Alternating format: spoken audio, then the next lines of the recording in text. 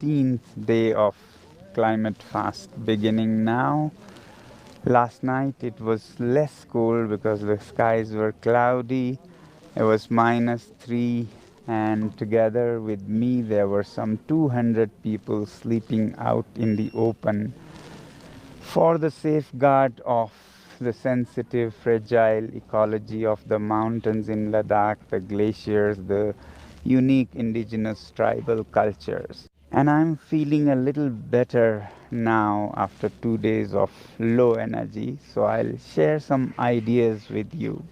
We have done so much damage to nature in the name of development and growth. Our current concept of growth and development is so anthropocentric, so human obsessed, that we have decimated everything else, all living beings, all non living beings that share this planet with Earth. So, let me share a crazy idea. How about having nature representatives in our parliaments that can advocate for nature?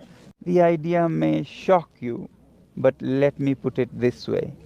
Do you know that before 1920s, idea of giving suffrage or voting rights to women was shocking to people around the world?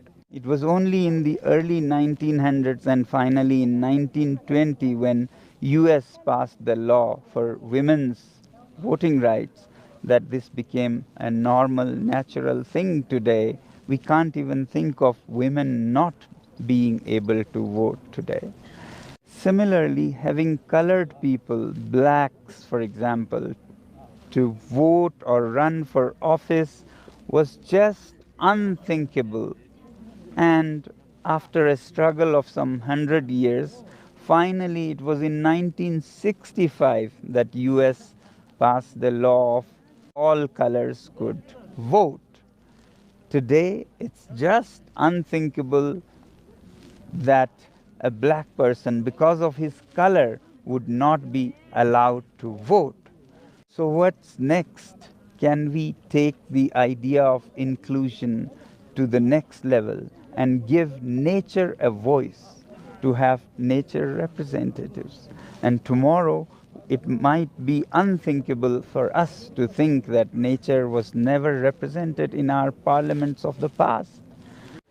Today, it's all human centric. For example, Delhi, with an area of 1,500 square kilometers, has 7 MPs, and Ladakh, with 60,000 square kilometers, has only 1 MP, because Delhi has 20 to 30 million people and Ladakh has only 300,000 people.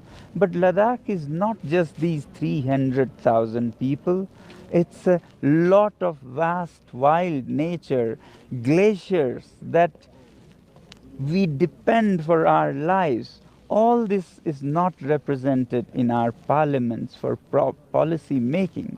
So, how about giving such representation based on the area and sensitivity of nature and not just human population alone?